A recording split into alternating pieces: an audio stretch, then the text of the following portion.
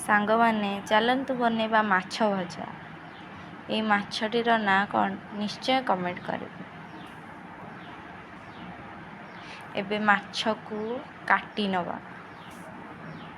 ମାଛକୁ ଭଲ ଭାବେ କାଟିକି ସଫା କରି ନେବା। କେଉଁମାନେ ସବୁ ମାଛ ଖାଇବାକୁ ଭଲ ପାଅ ନିଶ୍ଚୟ କମେଣ୍ଟ କରିବ। ମାଛର କେଉଁ ଆଇଟମ୍ ସବୁ ଭଲ ଲାଗେ ନିଶ୍ଚୟ କମେଣ୍ଟ କରିବ। ଆଉ କେଉଁମାନେ ଏମିତି ମାଛ ପ୍ରିୟ ଅଛନ୍ତି ନିଶ୍ଚୟ କମେଣ୍ଟ କରିବେ, କାହିଁକିନା ମାଛ ମୋତେ ବହୁତ ଭଲ ଲାଗେ।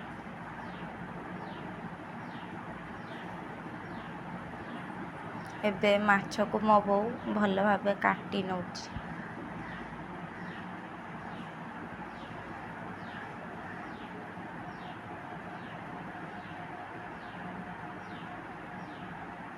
ଆଉ ମାଛ ଯଦି ହେଇଛି ତାହେଲେ ପଖାଳ ଭାତ ତ ନିଶ୍ଚୟ ଉଡ଼ିବ। ଆଉ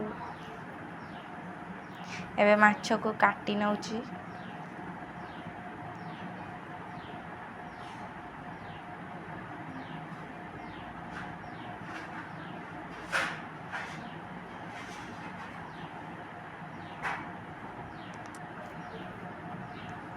ଏବେ ମୋ ବୋଉ ମାଛକୁ ଭଲ ଭାବେ କାଟି ନେଉଛି।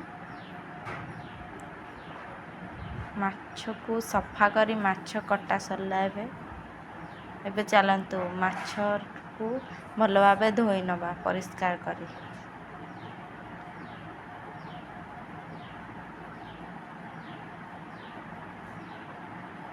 ଏବେ ମାଛକୁ ଧୋଇ ନେବା ଭଲ ଭାବରେ।